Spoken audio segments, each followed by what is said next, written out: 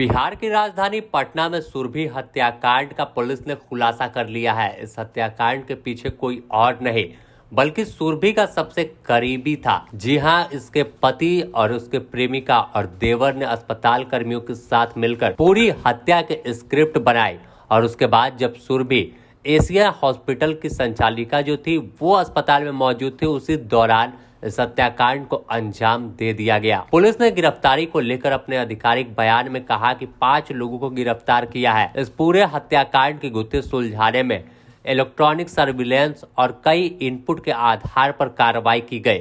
Blind case में police लगातार आगे बढ़ती गई तकनीकी साक्ष्यों के आधार पर, जिसके बाद आरोपियों तक पहुंचे और उनसे पूछताछ की गई, जिसमें सभी ने अपने जुर्म को कबूल कर लिया।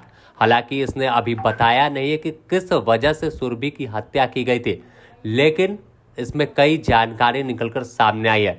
पहले आप पुलिस का वह बयान सुनिए जिसमें किसने गोली चलाई थी और क्यों पूरी हत्याकांड को अंजाम दिया गया। दिनांक 22/3/2025 को संध्या में अगमकुआं थाना को सूचना मिली कि एशिया हॉस्पिटल की संचालिका को अज्ञात लोगों द्वारा गोली मारी गई है। घटना के सत्यापन हेतु अगमकुआं थाना मौका वारदात पर पहुंची। उनको बताया गया कि जो विक्टिम है उनको एम्स शिफ्ट किया गया है, जहां से सूचना प्राप्त हुई कि उनकी मृत्यु हो चुकी है।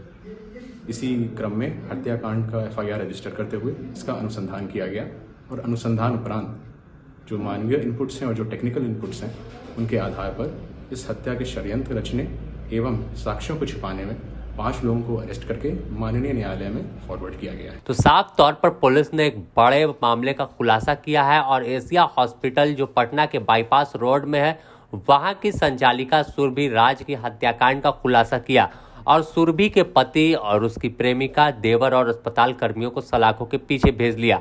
लेकिन पुलिस ने अभी यह नहीं बताया कि आखिर इस हत्याकांड को क्यों अंजाम दिया गया था। इसके अगर सूत्रों की माने और इसके तह तक पहुंचे तो इस पूरे मामले में साफ तौर पर सुरभि और उसके पति के बीच अनबन चलती थी।